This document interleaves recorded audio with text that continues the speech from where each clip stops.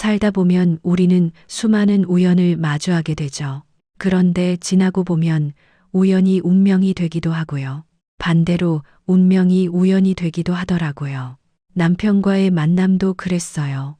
그땐 숙명처럼 찾아온 필연인 줄로만 알았는데 지금 생각해 보면 다 제 착각이었던 것 같아요.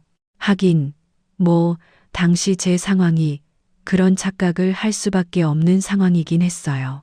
당시 저는 30살이었고 가진 거라곤 멀쩡한 몸뚱이와 수천만 원의 빚뿐이었어요. 왜 그렇게 큰 빚을 졌냐고요? 제가 쓴 건 한 푼도 없어요. 다 원수 같은 가족들 때문이었죠. 아버지는 알코올 중독으로 간경화가 온 뒤로 다니던 회사에서 해고됐고 그 뒤로 집에 틀어박혀 하루 온종일 술만 드셨어요. 어머니는 그런 아버지에게 시달려 하루가 다르게 수척해졌고요. 급기야 우울증까지 와서 침대에 누워 계셨죠. 하나뿐인 남동생은 또 어떻고요. 저와는 다른 삶을 살았으면 해서 대학 보내주고 공무원 시험도 지원해줬는데 공무원이 되자마자 부모님은 물론이고 저와도 연락을 아예 끊어버렸네요. 매일 죽지 못해 사는 삶이었어요. 살기 위해 하루 종일 식당에서 두 발이 퉁퉁 붓도록 일했고요. 집에 와서도 늙고 병든 부모님을 간호하느라 쉴 틈이 없었죠. 너무 고통스러워 남동생에게 애원도 해봤어요. 이제 벌만큼 버니까 집안 빚을 좀 갚아주든가 아니면 부모님 병원비라도 보태달라고 말이죠. 하지만 남동생은 냉정하게 거부했어요. 내가 낸 빚을 왜 갚아줘? 자기가 진 빚은 자기가 갚아야지. 내가 진 빚이라니? 엄마 병원비에 아버지가 술 먹고 사고 칠 때마다 들어간 합의금이 대부분인데 지금 부모님 모시고 사는 것도 나잖아. 너도 자식인데 이제 빚 정도는 같이 갚아야 하는 거 아닐까? 아, 자식이라고 다 부모 봉양하고 빚 갚아야 돼? 난 그 사람들한테 뭐 받은 거 시원한 적 없어. 부모 도움 없이 오로지 내 힘으로만 여기까지 온 거라고. 근데 내가 왜 그 사람들을 아들이란 이유로 책임져야 하는데? 그래, 두 분은 뭐 그렇다 쳐. 근데 나는 너 나한테도 아무 지원 안 받았다고 당당하게 얘기할 수 있어? 너 대학 학비, 시험 준비할 때 학원비, 문제집 값, 생활비 그런 거 다 누가 대줬는데? 네가 나한테 이러면 안 되지. 아이, 그까지 푼 돈으로 생색을 대체 언제까지 낼래? 아, 막말로 누가 돈 보태달래? 그때 난 분명 내가 알아서 하겠다고 했어. 근데 누나가 됐다고 하는데도 돈 보내주고 그랬던 거 아니야. 누나처럼 살지 말라며. 근데 이제 내가 정말 누나처럼 안 사니까 질투나 열등감 느껴서 이렇게 내 발목까지 잡으려고 하는 거냐고. 이진철, 너 무슨 말이 그렇게, 왜 이렇게 누나 마음을 몰라줘. 아, 됐고, 나도 돈 없으니까 끊어. 그리고 앞으로 다시 연락하지 않았으면 좋겠다. 난 엄마랑 아버지, 내 가족 아니라고 생각한 지 오래야. 누나도 더는 보고 살고 싶지 않아. 누나한테 진 빚은 평생 잊지 않을게. 남동생의 절연 선언은 큰 충격이었어요. 나중에 알고 보니 부잣집 아가씨와 눈이 맞아 그런 거더군요. 혹시라도 그 집안에서 저희 집 처지를 알면 반대할까봐 그냥 고아라고 거짓말하고 장가를 들었더라고요. 마음 같아선 찾아가서 따지고 싶었어요. 부모 형제 다 버리고 너 혼자 잘 살 수 있을 것 같냐고 악담을 퍼붓고 싶었죠. 하지만 그렇게라도 과거를 또 식구들을 지우고 싶어하는 동생의 마음도 이해가 돼서 결국엔 아무것도 할 수 없었네요. 엎친 데 덮친 격으로 얼마 후 아버지가 간암에 걸렸어요.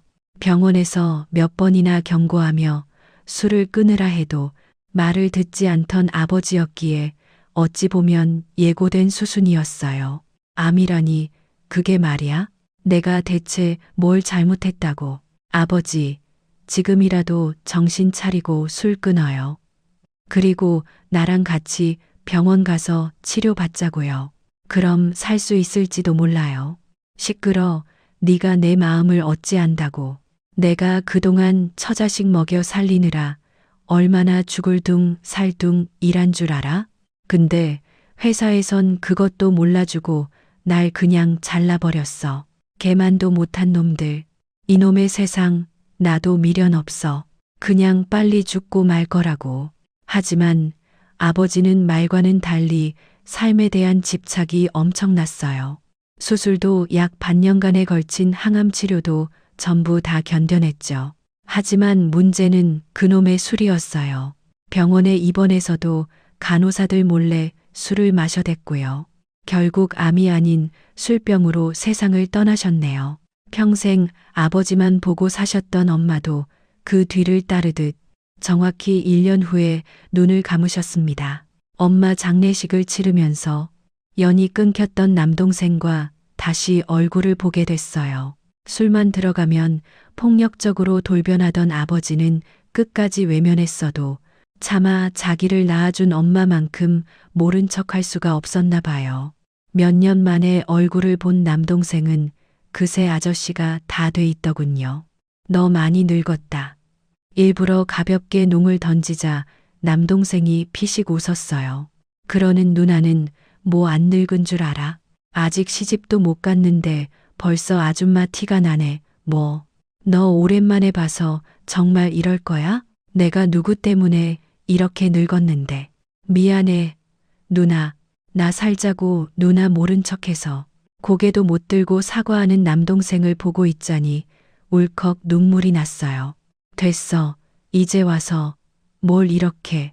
엄마 마지막 가는 길 함께 해준 것만으로도 고마워. 빚은 얼마나 남은 거야?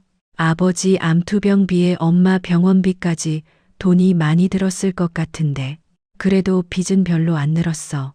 아버지 돌아가시고 보험금 나온 게 좀 있어서 남은 빚은 집 팔고 어쩌고 하면 거의 정리할 수 있을 거야. 집을 판다고? 그럼 누나 어디서 지내게? 뭐 고시원이든 원룸이든 구해봐야지. 아, 그냥 집은 안 팔고 두는 게 낫지 않아? 아니, 싫어. 이놈의 빚 너무 지긋지긋해. 빨리 집 팔아서 다 청산하고 싶어. 성인이 된 뒤로 평생 저를 짐처럼 따라다닌 빚이었어요. 장례를 치른 뒤 바로 집을 팔았고 그 외에도 돈이 될 만한 세간살이는 다 정리해서 빚을 갚는데 쏟아부었죠. 그렇게 빚 잔치를 하고 나니 남은 게 아무것도 없었어요. 당장에 월세살이 할 돈도 없어 일하던 식당 사장님께 사정해서 방세를 받았죠. 그리고 급한 대로 고시원을 구해 들어갔는데요. 남동생이 뜻밖의 제안을 해왔어요. 누나, 그러지 말고 우리 집으로 들어올래? 뭐, 너희 집이라면? 너 지금 올케랑 같이 사는 집? 그래, 실은 그 사람 얼마 전에 애 낳았거든.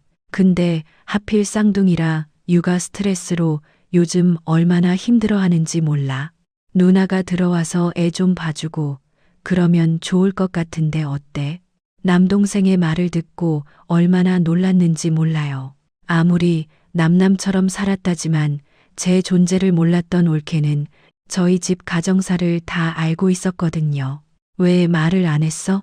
그럼 올케한테 축하한다고 연락이라도 했을 텐데. 누나가 이해해. 우리 얼마 전까지 연 끊고 살았잖아. 엄마 장례식장에서 갑자기 애 생겼단 말을 하기도 좀 그랬어.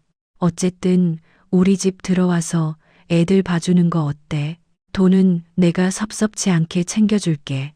글쎄, 내가 애를 본 적이 없어서. 올케도 불편하지 않을까? 아니야, 그 사람도 생판 모르는 남한테 애들 맡기는 거 불안하다고. 차라리 누나가 봐주는 게 좋을 것 같다고 했어. 그렇게 저는 남동생네 집으로 들어가게 됐어요. 넓고 깨끗한 신축 아파트에서 처자식과 함께 오순도순 가정을 꾸린 남동생이 참 부럽더군요. 올케의 반응이 제일 신경 쓰였는데요. 다행히 올케는 저를 반갑게 맞이해 주더라고요. 형님, 어서 오세요.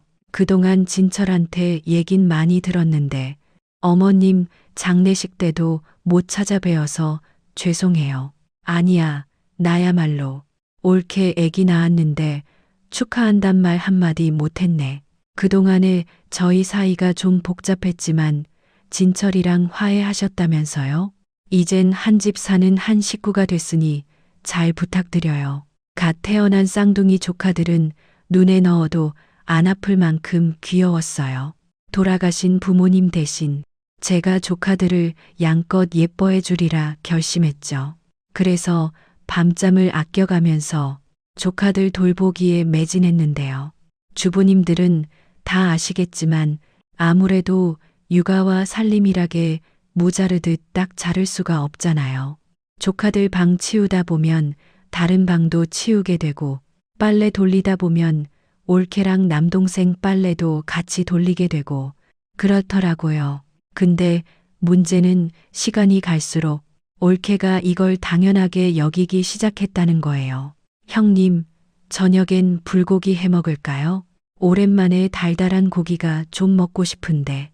아, 그리고 세은이랑 세정이 분유 먹이고 나면 청소기 좀 한번 싹 돌려주세요. 집에 먼지가 너무 많아요. 그럼 올케가 지금 돌리면 안 돼? 애들 분유 타 먹이고까지 시키려면 꽤 걸릴 것 같은데. 아, 저 아기들 낳고 손목한 거 아시잖아요. 제가 그 무거운 청소기를 어떻게 돌려요? 나도 하루 종일 애들 안고 업었더니 손목이랑 허리가 너무 아픈데. 참나, 그래도 제가 어떻게 보면 형님 돈 주고 고용한 사람인데 제 앞에서 아프단 말씀을 참 쉽게 하시네요. 그의 누나만 아니었어도 진작 잘났을 거예요. 올케는 웃으면서 얘기했지만 그 말 안에는 뼈가 있었어요.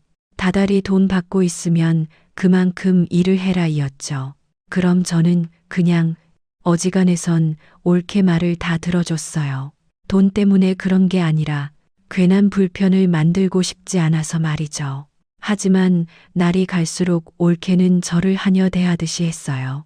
몸이 안 좋단 핑계로 집안 살림을 다 떠넘긴 건 물론이고요. 자기 기분이 안 좋을 때마다 신경질을 부렸죠. 어디 그뿐인가요? 저랑 같이 밥 먹는 것도 싫어해서 저는 꼭 남동생과 올케가 밥을 다 먹은 다음에야 식사를 할 수 있었네요.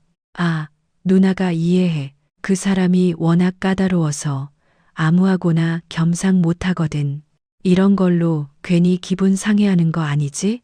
올케한테 꽉 잡혀 사는 남동생은 나서서 제 편을 들어주거나 하진 못했어요. 대신 뒤에선 미안하다며 사과하기 바빴죠. 그런 남동생을 봐서라도 참으려고 했어요. 근데 올케 친정 어머니가 자주 집을 들락날락거리면서부터는 저도 점점 참기가 힘들어지더라고요. 친정 어머니는 제가 사돈의 처녀인 건 까맣게 모르고 베이비시터인 줄로만 알았는데요. 어찌나 까탈스럽던지 이제 조카들 빨래도 전부 손으로 빨게 하고요. 장난감이나 인형 같은 것도 한번 쓰고 나면 바로 빨고 소독하라고 지시했어요. 어디 그뿐인가요? 조카들 먹이는 분유 온도도 정확히 몇 도로 맞추라는 둥, 밤엔 옆에서 영어로 책을 읽어주라는 둥, 별의별 걸 다 주문했죠. 제가 제대로 못하면 바로 불호령이 떨어졌네요. 야, 내가 애들 장난감은 매일매일 소독하라고 했지. 왜 인형이 여기 널브러져 있는데? 아, 이건 오늘 아침에 갖고 논 거라.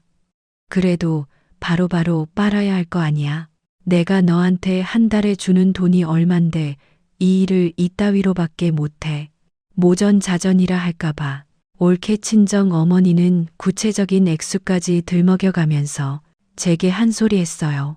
알고 보니 올케 친정에서 베이비시터 돈을 따로 보내주고 있더라고요. 근데 웬걸 자세히 들어보니 그 액수가 제가 실제로 받는 월급과 거의 3배 넘게 차이가 나더군요. 무슨 말씀이세요? 제가 300만 원을 받고 일한다니? 아니, 이게 어디서 돈 받아 먹고 딱 잡았대? 왜?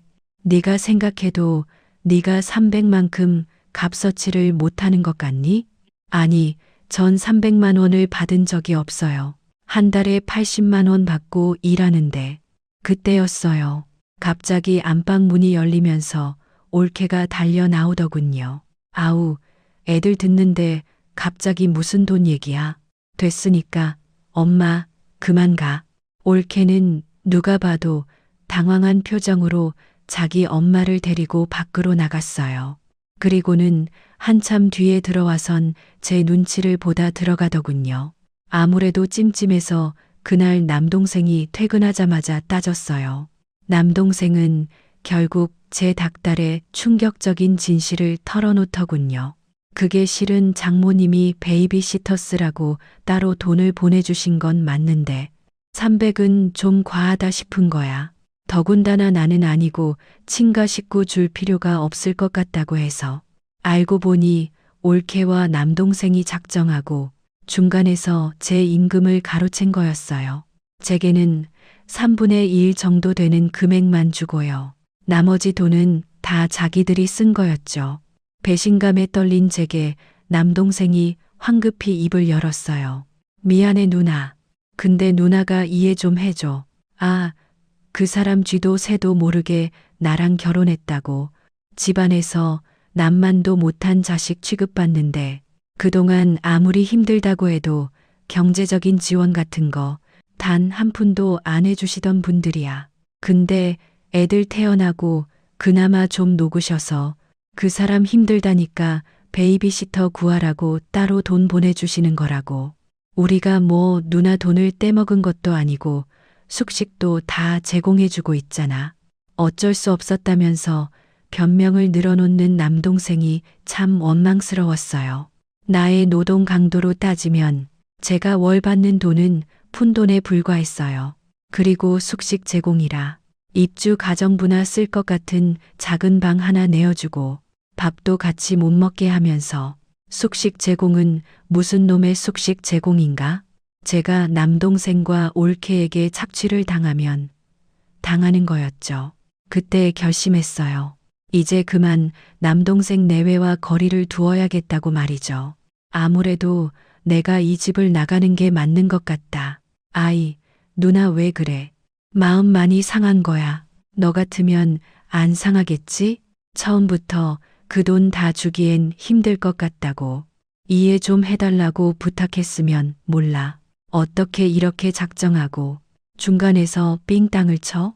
그러자 잠자코 있던 올케가 코웃음을 쳤어요. 삥땅이란요?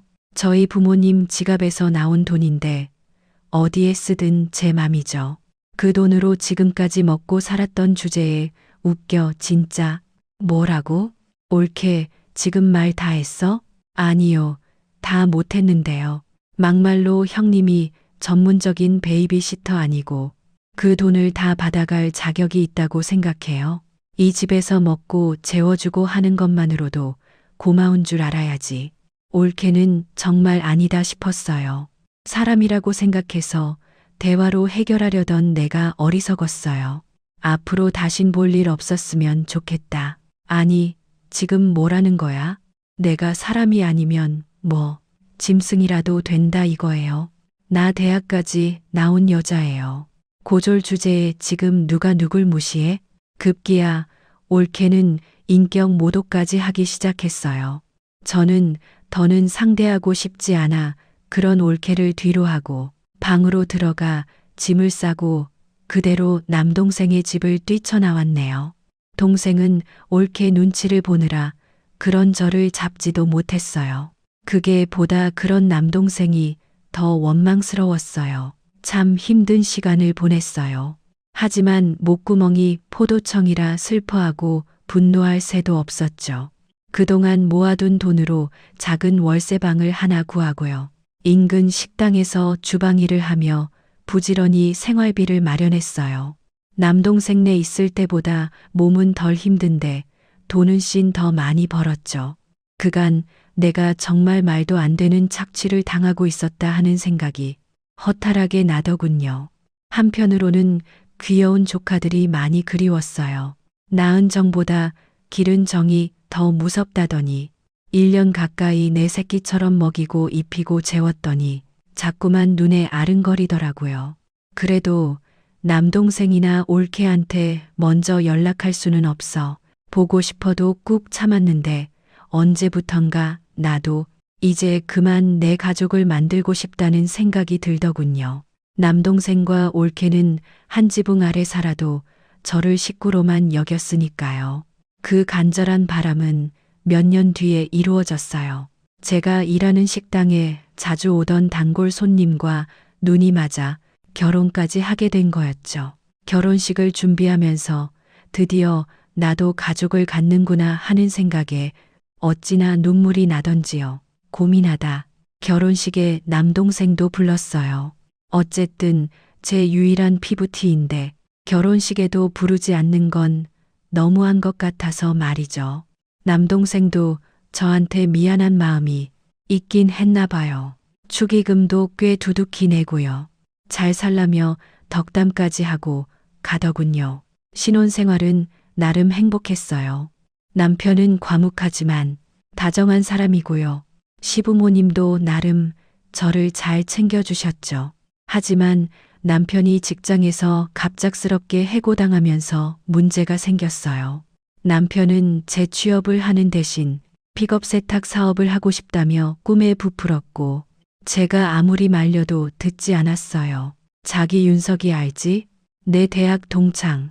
걔가 얼마 전에 세탁 사업 시작해서 대박 났다는 거 아니야? 세탁 사업?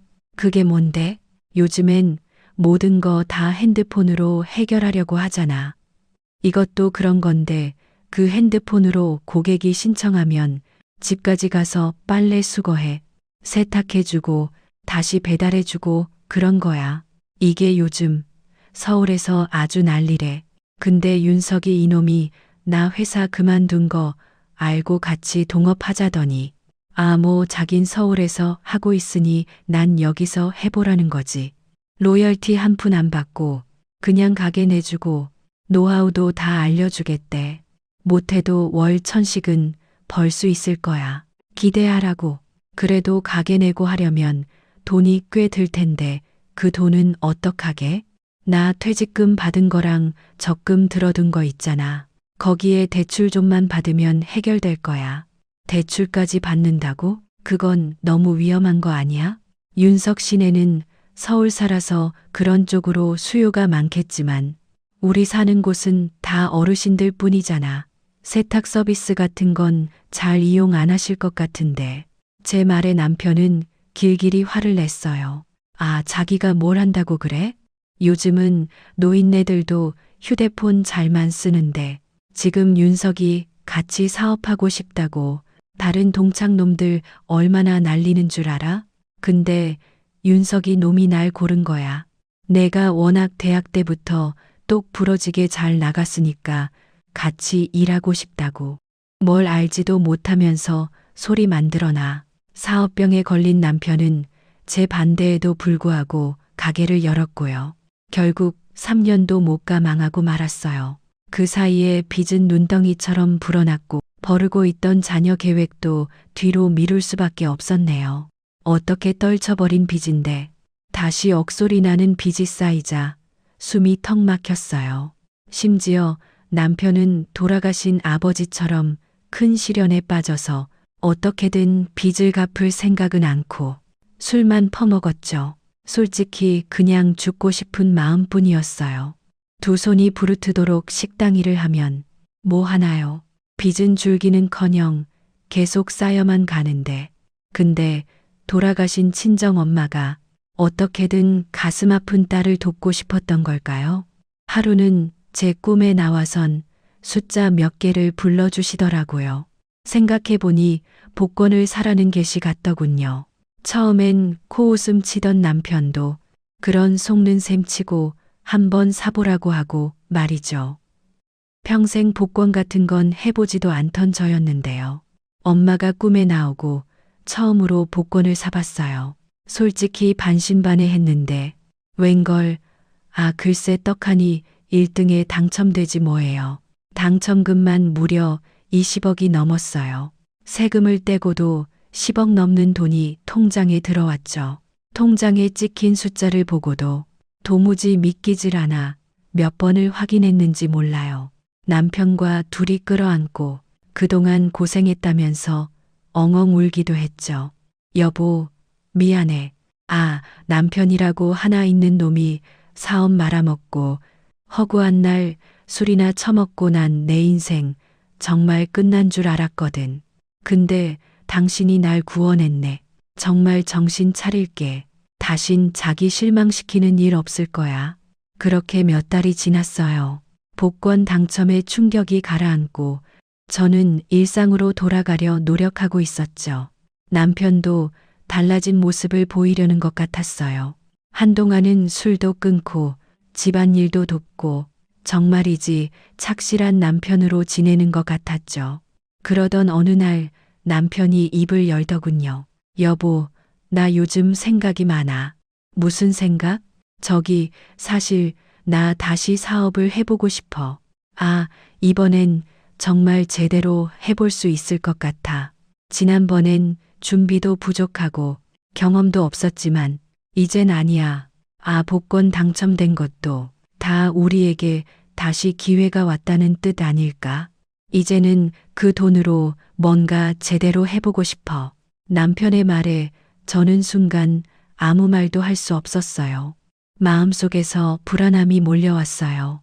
남편이 다시 사업을 하고 싶어 할 줄은 꿈에도 몰랐어요.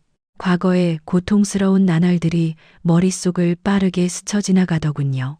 여보, 난 좀 회의적이야. 사업 실패로 빚도 지고 그거 갚느라 얼마나 힘들었는지 당신도 잘 알잖아. 난 그냥 이 돈을 안전하게 지키고 싶어. 이제야 좀 편해졌는데 다시 위험을 감수하지 않았으면 해. 남편은 제 말에 얼굴을 찌푸리며 불편한 기색을 보였어요. 아, 자기 말도 이해는 해. 아, 근데 이번엔 다를 거야. 내가 다짐했잖아. 다신 자기 실망시키는 일 없을 거라고. 이번엔 정말 제대로 해볼 거야. 자기도 믿어줘. 응? 믿고 말고의 문제가 아니야, 여보. 우린 이제 겨우 숨 좀 돌리게 됐는데 이 돈마저 다 날리면 어떡해? 난 다시 그 지옥 삶으로 돌아가고 싶지 않아. 그러자 남편의 표정이 확 굳어지더니 목소리가 높아졌어요. 그럼 난 뭐야? 난 평생 이렇게 실패자로 살라고? 당신이 실패자는 무슨 실패자? 사업하기 전엔 회사 잘만 다녔잖아. 경력 살려서 다시 취직하면 되지. 복권까지 당첨됐는데 왜 내가 남의 밥 빌어먹고 살아야 돼? 동창들이 나 사업 망했다고 뒤에서 얼마나 무시했는지 알아? 이제 본때를 보여줄 수 있게 됐는데 왜 날 못 믿어줘? 그놈들이 자기나 똑같아. 원래 저라면 그냥 남편에게 맡겼을 거예요. 하지만 과거 부모님 때문에 평생 빚지고 살았던 인생이 트라우마가 됐던 걸까요? 좀처럼 남편에게 마음대로 하라는 소리가 나오지 않더군요. 그래서 저도 모르게 독한 얘기했어요. 그래, 좋아. 그럼 우리 이혼하자. 난 나한테 안정을 줄 수 있는 배우자가 필요하거든. 근데 당신이 또 사업하다 망하면 나도 별 수 없어. 난 똑같은 고생을 반복하고 싶지 않거든. 제 입에서 이혼 소리가 나오자 남편이 움찔했어요. 자기 진심이야? 진심으로 나랑 헤어지겠다는 거야? 어떻게 그럴 수가 있어? 이젠 나 사랑 안 해. 아직 사랑하지. 하지만 당신이 계속 사업하다 망하면 나도 별 수 없어.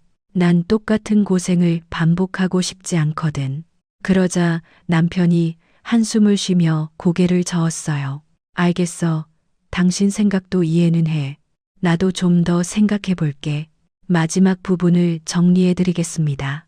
그날 이후 저희 부부 사이엔 어색한 긴장감이 감돌았어요. 남편은 틈만 나면 사업 얘기를 꺼내 저를 설득하려 했고요. 저는 그때마다 더 단호하게 반대했죠. 복권 당첨으로 잠시나마 찾아온 평화가 다시 흔들리기 시작한 것 같았어요. 어떻게 해야 할지 고민이 깊어졌죠. 그러던 중에 남동생에게 연락이 온 건 뜻밖이었어요. 남동생의 집을 나온 뒤로 거의 남이나 다름없이 살았는데 뜬금없이 집까지 찾아와선 얘기 좀 하자고 하더군요.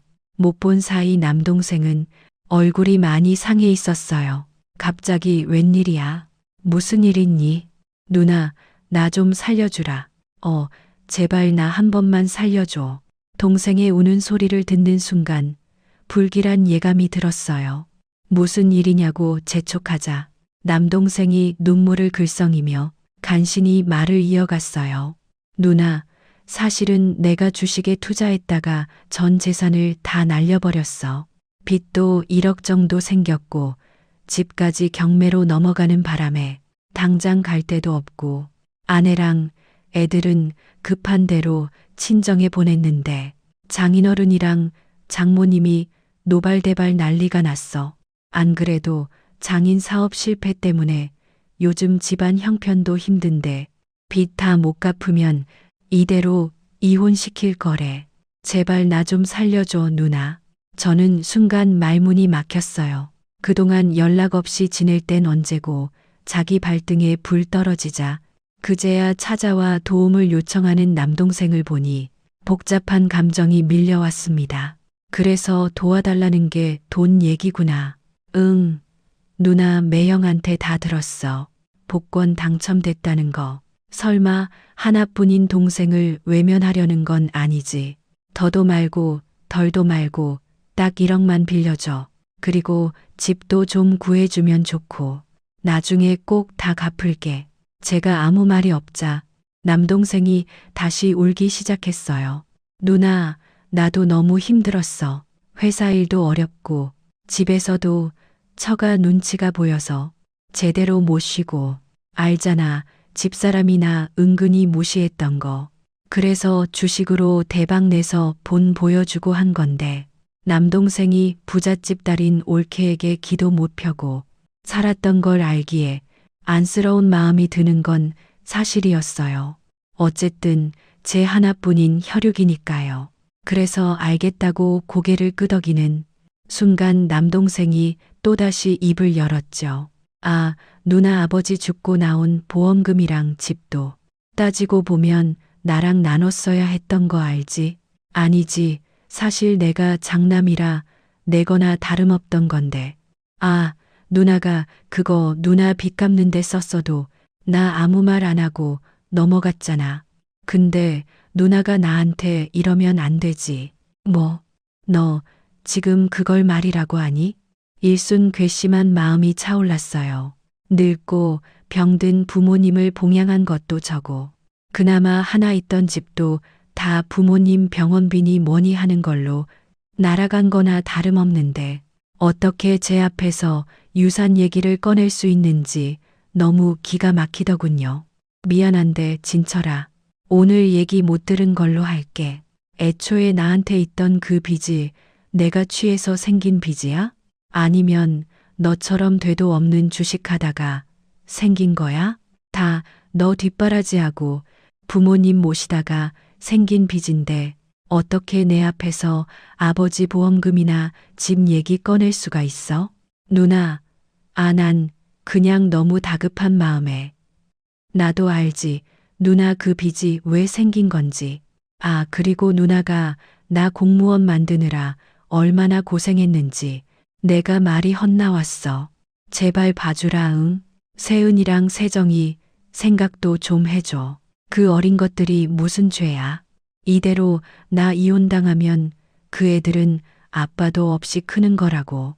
조카의 이름을 들으니 다시 마음이 약해졌어요. 하지만 남동생이 여전히 괘씸하기도 해서 한 가지 타협안을 제시했죠. 안 그래도 나 재택근무 겸 빌라 한 채 사둔 게 있거든. 너 빚 다 갚을 동안에 거기 들어가 살아. 월세니 보증금이니 하는 건 한 푼도 안 받을 테니까. 고마워 누나. 근데 그럼 내 빚은? 그건 네가 알아서 해야지. 내 빚이. 남동생은 불만스러운 눈치였지만 더는 아무 말도 못했어요. 그리고 며칠 뒤 올케와 조카들을 데리고 제가 사둔 빌라로 들어갔죠. 조카들이 걱정돼 가구며 가전이며 싹 다 새 걸로 맞춰줬는데요. 올케는 절 그렇게 무시할 땐 언제고 태도가 싹 바뀌어 연신 고맙다 하더군요. 덕분에 살았어요.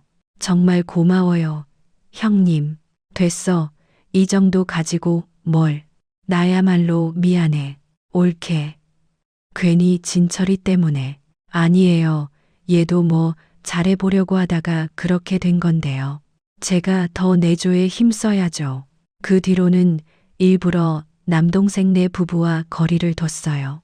혹도 마음이 저 빚을 갚아주게 될까봐 말이죠. 한편 남편은 남편대로 사업에 대한 미련은 싹 다 접었는지 이직 준비를 하겠다면서 학원도 다니고 제법 바쁘게 살더군요.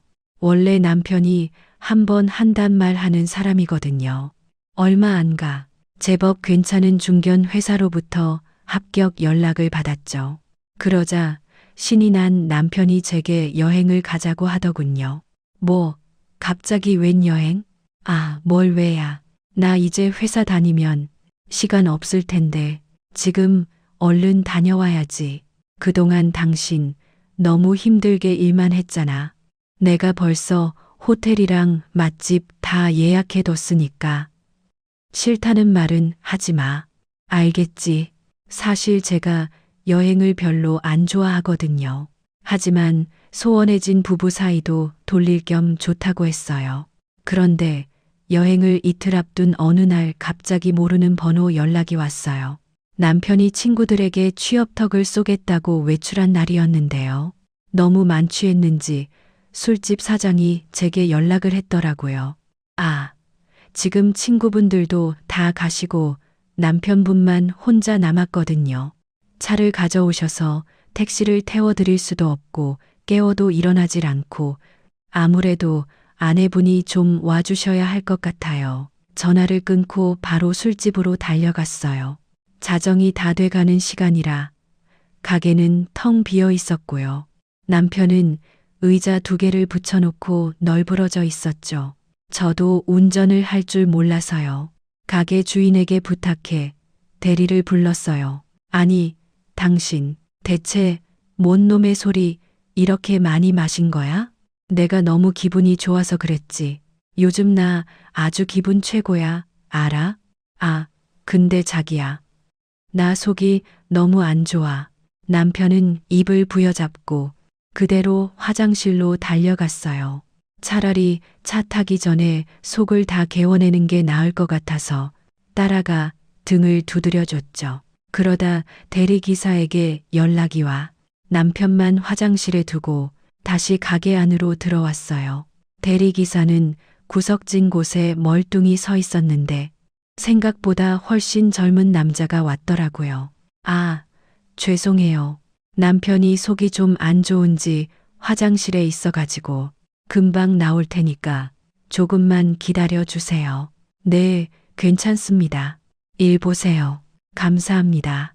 남편을 기다리면서 카운터로 가서 계산을 마쳤어요. 그리고 다시 화장실로 가려는데 갑자기 대리기사가 테이블을 가리키며 그러더군요.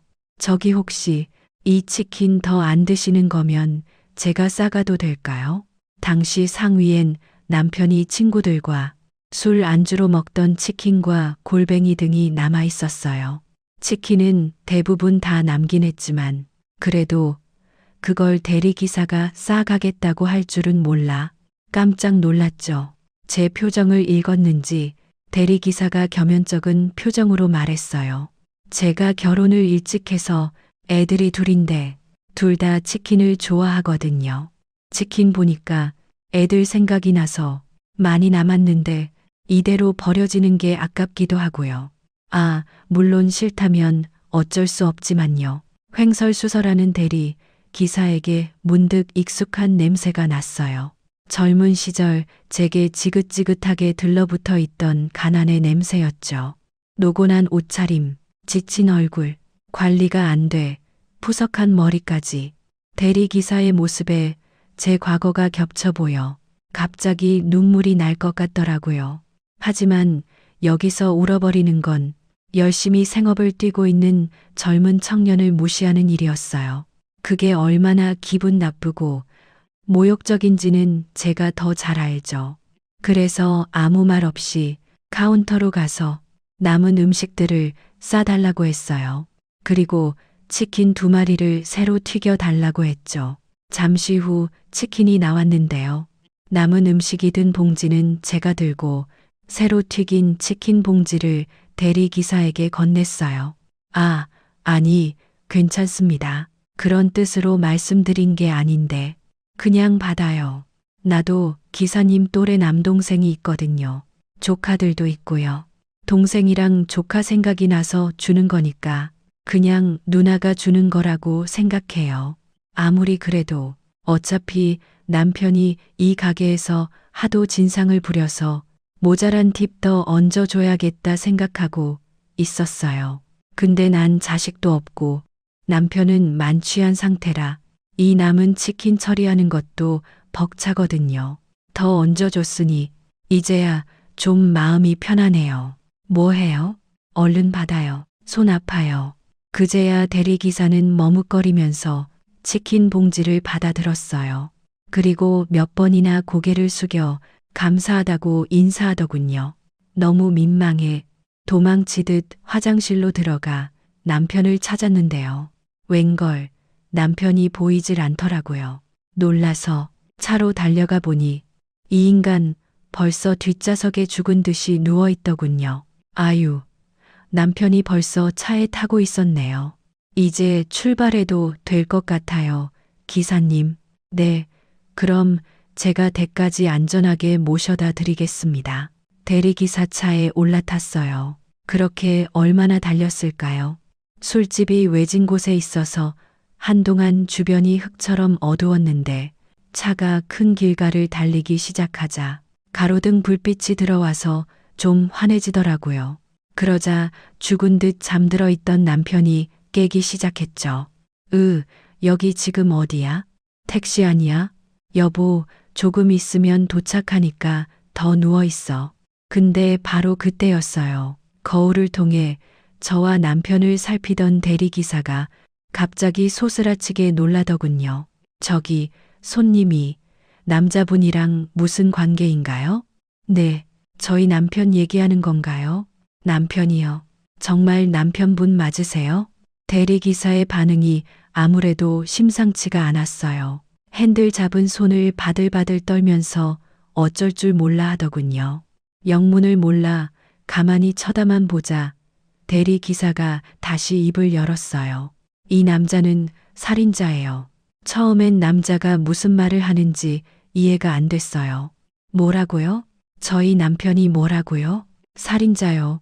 이 인간 손님을 죽일 작정이에요. 제가 며칠 전에 이 사람을 데리러 한 번 태운 적이 있는데 그때 같이 있던 남자분하고 얘기하는 거 똑똑히 들었어요. 재산 분할이고 뭐고 그냥 마누라 죽이고 말 거라고. 그럼 전 재산 다 자기가 쓸 수 있을 거라고 했어요. 당연한 말이지만 대리기사의 말을 덜컥 믿을 수가 없었어요. 오히려 얼마나 날 우습게 보고 이렇게 질 나쁜 장난을 치나 화가 나더군요. 저기요, 지금 뭐 하자는 거예요? 당신 뭔데 이런 이상한 얘기해요?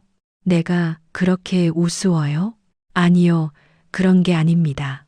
아이씨, 정말 미치겠네. 잠시만요. 분명 그날 녹화분이 아직 남아있을 텐데. 대리기사는 급기야 구석진 골목에 차를 세웠어요.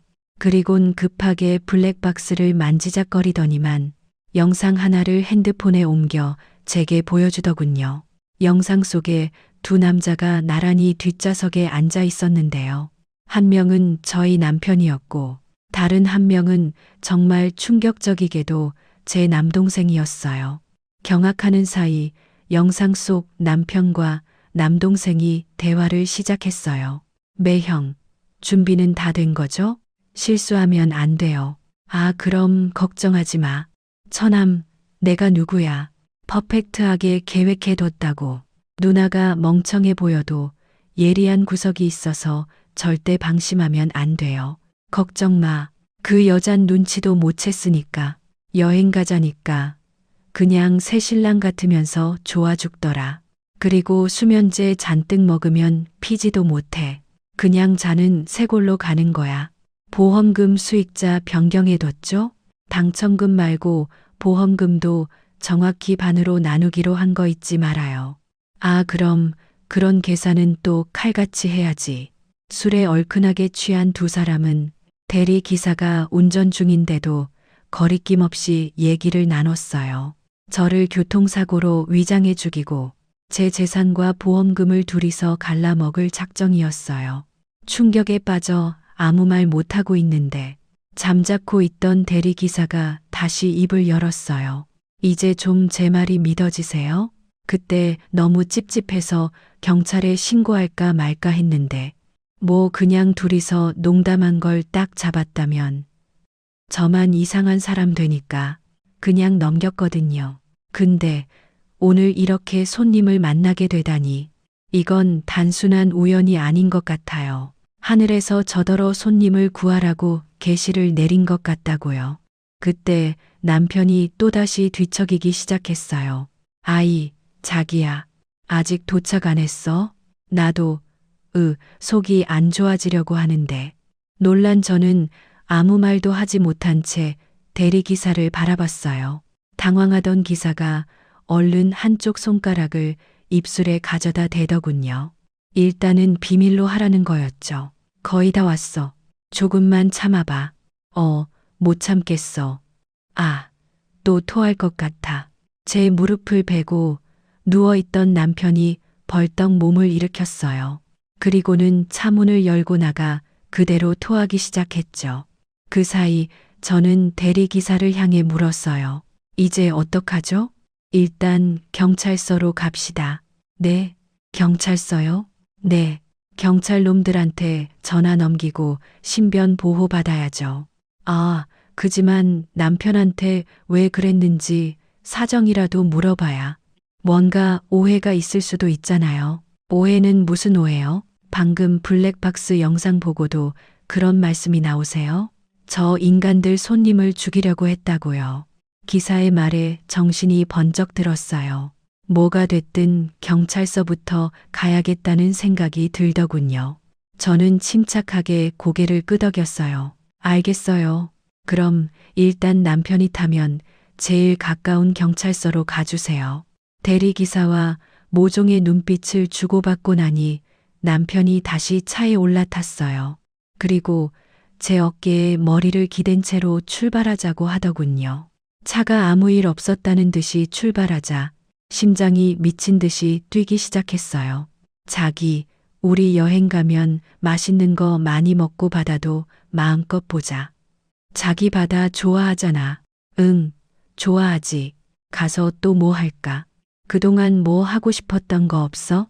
아무 일 없었다는 듯이 여행 얘기 꺼내는 남편을 보면서 배신감에 온몸이 덜덜 떨렸어요.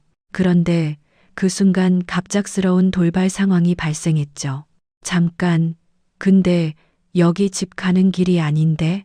어이, 대리, 너 정신 안 차려? 이 길이 아니잖아.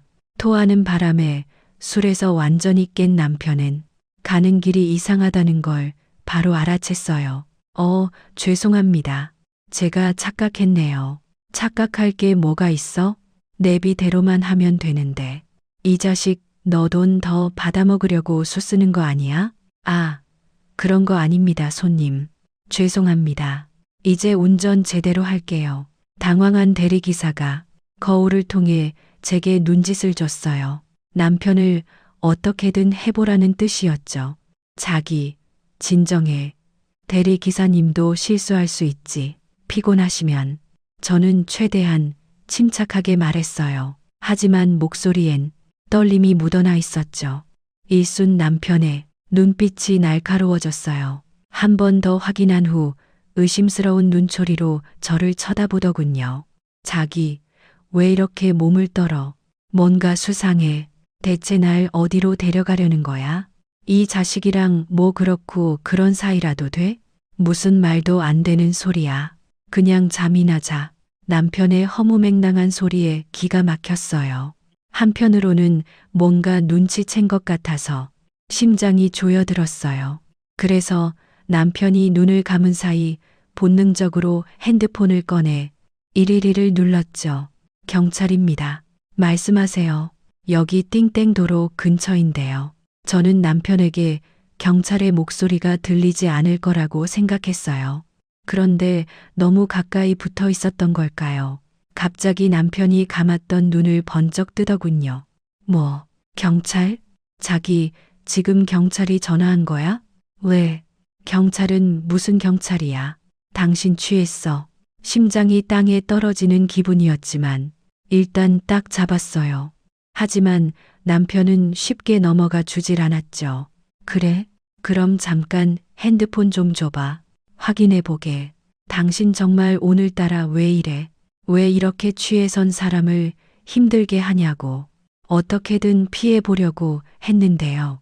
그럴수록 남편은 더 악착같이 폰을 빼앗으려고 했어요. 그런데 바로 그때 대리기사가 갑자기 차를 길가에 세우고 브레이크를 밟았어요. 잠시만요. 저 타이어에 문제가 있는 것 같아서요. 확인해 볼게요. 대리기사는 얼른 차에서 내려 뒷문으로 다가왔어요. 저는 그 순간 뒷문을 열고 곧바로 차에서 뛰어내렸어요. 남편도 황급히 따라 내리려고 했지만 저는 바로 뒷문을 닫았고 대리기사가 빠르게 문을 잠가 버렸어요. 뭐 하는 거야? 당장 문 열어. 남편이 안에서 미친 듯이 소리쳤어요. 대리기사는 서둘러 차키를 꺼내 차 문을 전부 잠그고 저와 함께 빠르게 길가 쪽으로 이동했죠. 이리로 와요, 빨리. 대리기사가 제 팔을 잡고 길 건너편으로 달리기 시작했어요. 그 순간 멀리서 경찰차 사이렌 소리가 들려왔죠. 제 신고를 받고 뭔가 이상함을 느낀 경찰들이 와준 거였어요. 경찰들은 상황을 파악하자 남편을 차 밖으로 꺼내 수갑을 채웠어요. 남편은 여전히 소리 지르고 발버둥치며 저항했지만 경찰 앞에선 속수무책이었죠. 자기, 미친 거야? 대체 뭐 하는 건데? 날 왜 경찰들한테 넘기는 거야? 끝까지 잡아대는 남편을 보고 있자니 얼마나 허탈했는지 몰라요. 언제까지 모르는 척 할 거야? 이 다 알아. 당신이 내 동생하고 짜고 무슨 짓을 하려고 했는지 말이야. 그러자 남편의 얼굴이 사색이 됐어요. 내가 뭘? 난 아무것도 잘못한 거 없어. 뭔가 오해가 있는 거라고. 오해? 이 영상을 보고도 그런 말이 나와? 저는 대리기사가 보여줬던 영상을 들어 남편에게도 보여줬어요. 그러자 남편은 입술을 깨물며 참혹한 표정을 짓더군요. 이건 그러니까 뭔가 오해가 있는 거야. 그래, 조작. 그 영상 조작된 거라고. 내가 왜 그런 짓을 하겠어? 조작이라고. 저는 차갑게 웃으며 남편을 바라봤어요. 우리나라 기술 아주 대단하네. 당신이랑 내 동생 똑 닮은 남자 2명을 앉혀놓고 목소리까지 복제해냈어? 진짜 조작인지 아닌지 경찰이 조사해보면 다 알겠지. 근데 이거 하나는 알아둬. 난 당신 절대 용서 안 할 거야. 제 경고에 남편의 얼굴이 삽시간에 창백해졌어요. 태도를 싹 바꾸더군요. 미안해, 자기야. 나도 어쩔 수가 없었어. 난 그러고 싶지 않았는데 처남이 먼저 날 유혹한 거라고. 뭐, 내 동생이 먼저? 그래, 난 처음에 거절했어. 하지만 처남이 자꾸 사업하고 싶지 않냐고 자기 돈 반씩 나눠 가자고 막 꼬셔서 알잖아, 내가 얼마나 사업하고 싶어 했는지. 아, 그래서 나도 그만 흔들린 거야. 결국 돈에 넘어가서 나를 죽이려고 한 거네. 새 직장 구하고 마음 잡은 척 여행 가자고 꼬셔서 말이야. 네가 그러고도 사람이니? 미안해, 내가 잠깐 어떻게 됐었나 봐. 제발 한 번만 봐줘, 자기야. 내가 잘못했어. 다시 안 그럴게. 사과는 필요 없고 내 죄값이나 치러. 제게 남편의 변명과 사과는 더 이상 아무 의미가 없었어요. 그렇게 남편은 경찰서 유치장에 구금됐고요.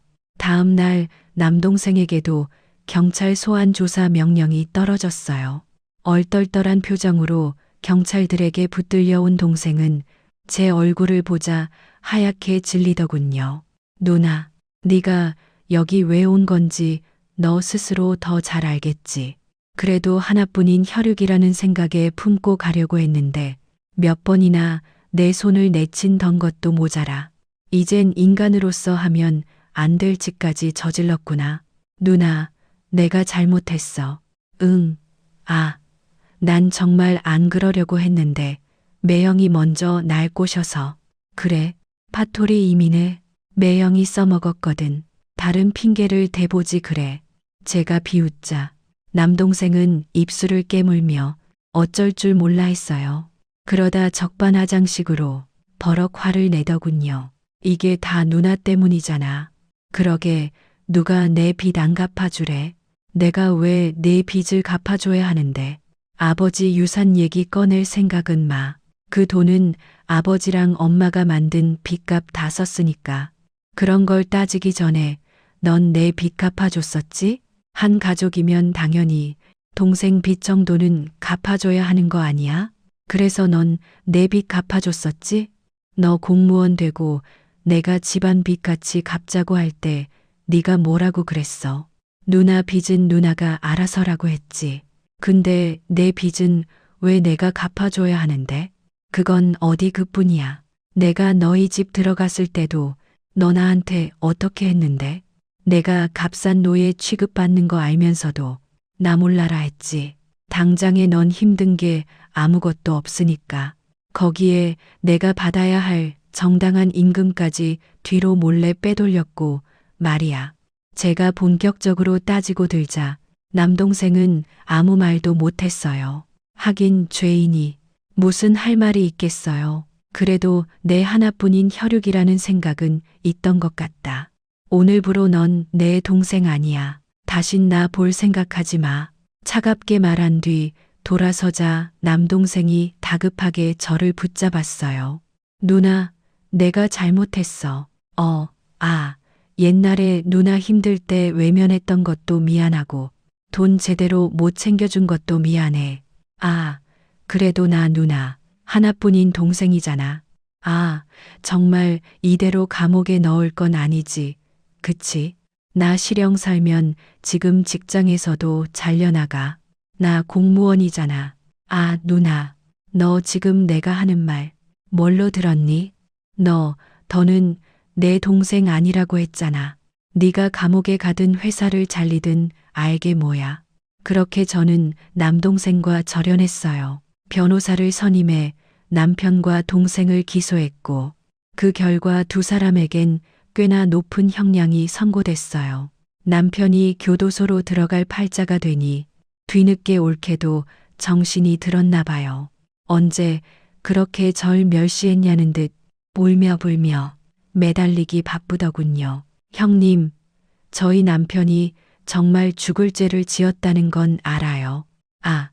그지만 저한테 하나밖에 없는 남편이고 또 우리 애들 아빠잖아요. 제발 선처해 주세요. 네, 제가 왜 그래야 하는데요? 네, 형님, 정말 이럴 거예요. 잘 생각해요.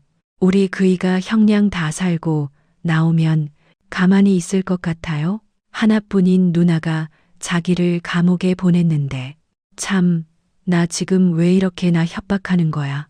협박이 아니라 그냥 사실을 말드리는 거예요. 말이 나와서 말인데 형님 정말 너무한 거 아니에요?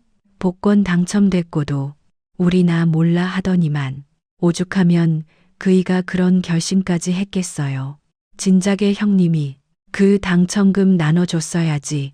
올케의 뻔뻔한 말을 듣고 있자니 너무 어이가 없어서 잠시 말문이 막혔어요. 올케, 지금 그 말이 무슨 뜻이야? 진철이가 날 죽이려고 했던 게 내 탓이라는 거야? 아니 형님, 그게 아니라 그냥 저희도 힘들었으니까 그가 순간적으로 잘못된 생각을 한 거고 올케가 말을 더듬으며 변명을 늘어놓기 시작했어요. 더는 듣고 싶지 않아 차갑게 말을 잘랐죠. 됐고, 어쨌든 진철이가 저지른 짓 옳게도 알고 있잖아. 자기 누나를 죽이려고 한 게 어디 단순한 실수야. 그리고 내가 복권 당첨금을 나눠줬어야 한다는 건데, 내가 힘들 때 올케랑 진철이가 언제 한 번이라도 날 도와준 적 있어? 복권 당첨금은 내 돈이야. 내가 힘들게 얻은 행운을 왜 다른 사람과 나눠야 하지?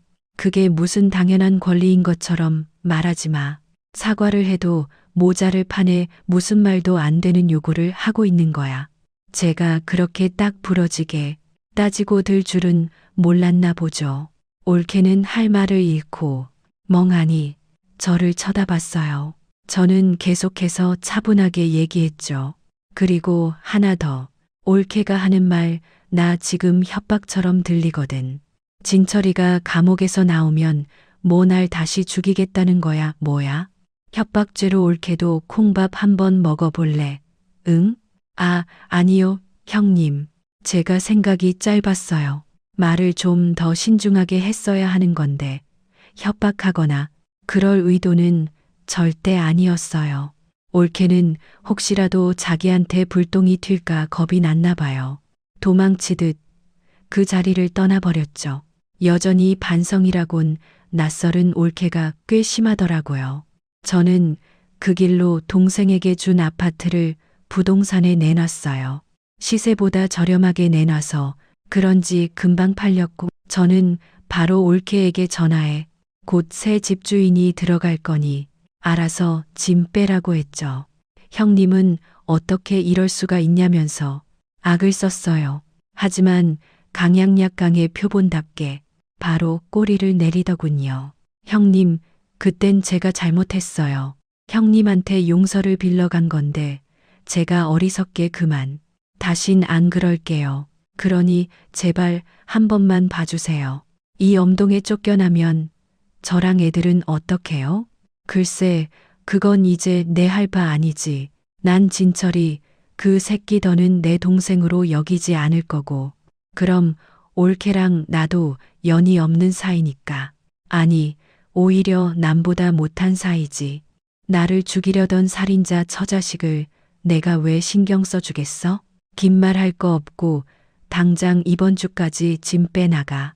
올케는 계속해서 울면서 애원했어요. 제발요. 한 번만 더 생각해 주세요. 저랑 애들이 무슨 죄예요? 다 그 사람이 저지른 죄인데. 올케, 뭔가 착각하는 것 같은데 내가 이렇게까지 모질게 구는 건 올케 탓도 커. 내가 올케랑 같이 살 때 올케가 날 얼마나 구박하고 멸시했는지 기억 안 나? 제 비아냥거림에 올케가 숨을 삼켰어요. 그건 죄송해요, 형님. 그땐 제가 철이 없어서 애들 낳고 얼마 안 돼 힘들 때이기도 했고요. 올케는 핑계란 변명이 참 끝이 없네. 됐고 이번 주까지 짐 다 빼. 그게 내가 올케한테 베풀 수 있는 마지막 배려야. 저는 그대로 전화를 끊어버렸어요. 올케는 결국 아이들을 데리고 다시 친정으로 들어갔는데요. 이미 친정의 가세도 기울어질 대로 기울어진 상태더군요. 하지만 더는 거기에 신경 쓸 여력이 없었어요. 남편과의 이혼 소송을 마무리 지어야 했거든요. 형 집행 전까지만 해도 잘못했다며 울고불고 매달리던 남편은 교도소로 들어가자 태도가 싹 바뀌었어요. 악기에 가득 찬 본색을 드러내더군요. 이렇게 끝내면 뭐 네가 이길 줄 알아? 복권 당첨금도 부부 공동 재산이야. 나도 거기에 대한 권리가 있다고. 이혼 오히려 바라던 바야. 그래야 나도 내 돈을 재산 분할로 돌려받을 거 아니야. 남편은 기세등등하게 이혼 서류에 도장을 찍었어요. 재산 분할에 대한 기대에 한껏 부풀어서 말이죠. 하지만 전 이미 변호사를 통해 손을 다 써둔 상태였어요. 법적으로 남편이 아내인 저를 죽이려고 했다면 재산 분할에 큰 영향을 미치거든요. 어디 그뿐인가요? 남편은 혼인 기간 동안 재산 증식에 관한 그 어떤 기여도 하지 않았죠. 결국 지리한 법적 다툼 끝에 남편은 한 푼도 나눠 못 받는 걸로 판결이 났어요. 그러자 남편은 어떻게든 복수하겠다서 길길이 날뛰었죠. 이대로 내가 가만히 있을 것 같아? 복수할 거야. 무슨 수를 써서라도 당신 가만 안 둘 거라고. 한 번 죽이려고 마음먹었던 나, 두 번 마음 못 먹을까? 그래, 해볼 수 있으면 어디 해봐. 난 두려울 거 없으니까. 뭐가 어쩌고 어째. 내가 평생 이 좁은 한국 땅에서 비비적거리고 있을 것 같니? 너와 달리 난 돈도 많고 몸도 자유로우니까 내 이 벌레 같은 놈이 손댈 수 없는 아주 높은 곳에서 떵떵거리면서 잘 살 거야. 아, 그리고 지금 이것도 다 협박죄에 들어가서 가중 처벌되는 거 알지? 어디 감옥에서 충분히 푹 썩어봐. 복수는 뭐 너만 할 수 있는 줄 알아? 오히려 돈 있고 힘 있는 내가 너보다 더 잘할 수 있지 않겠어? 두고 봐. 감옥에서 나오는 그날이 내 재산 날린 날이 될걸. 남편은 분한 듯 이를 갈면서 아무 말 못했어요. 내색하지 않으려고 했지만 두 눈은 한껏 공포에 질려 있었죠. 예상대로 남편은 출소 후 제게 그 어떤 짓도 하지 못했어요. 오히려 터무니없는 사기꾼들에게 넘어가 빚만 잔뜩 졌죠. 남동생 역시 출소 후 밑바닥 삶을 살고 있는 건 마찬가지예요. 직장에선 당연히 직위 박탈당했고요. 현재는 집에 틀어박혀 술만 퍼먹고 있다더군요. 아버지의 전철을 그대로 밟아가고 있는 거죠. 올케는 그런 남동생을 대신해 남의 집 가사 도우미 일을 하면서 돈을 벌고 있대요. 인과응보란 말이 떠오르는 건 어쩔 수가 없네요. 현재 저는 누구보다 행복하게 살고 있어요. 제 은인이었던 대리 기사와는 놀라지 마세요. 현재 한 가족이 됐답니다. 제가 그 기사의 형과 눈이 맞아 재혼을 했거든요. 고마운 마음에 대리 기사를 자주 만나다 보니 그 가족들과도 가까워졌고 그러다 보니 우연히 운명이 됐네요. 한 번은 남편이 제게 그러더라고요. 아, 그때 그 쓰레기 같은 놈들 차를 운전하게 된 건 순전히 우연이었어. 근데 지금 생각해보면 운명 같아요. 형수를 만나기 위한. 그때 기억나요? 형수가 저희 와이프랑 애들하고 같이 먹으라고 치킨 2마리를 사줬잖아요. 솔직히 너무 무서웠거든요. 나랑 상관도 없는 일인데 그냥 모른 척 넘어갈까 싶었어요. 근데 형수가 사준 그 치킨 2마리가 문득 눈에 들어오더라고요. 이렇게 착하고 따뜻한 사람을 죽게 만들 순 없다는 생각이 들어서 용기를 냈죠. 고마워요. 용기 내줘서. 남편 덕에 제 삶이 완전히 바뀌었잖아요. 지금도 시동생과 둘도 없는 친구처럼 잘 지내고 있어요. 다가오는 명절엔 남편, 그리고 남편 동생 내외와 함께 여행을 계획 중이랍니다. 이젠 제게도 남부럽지 않은 진짜 가족들이 있어서 더는 쓸쓸하지 않네요. 긴 얘기 들어주셔서 고맙습니다. 모두 건강하세요.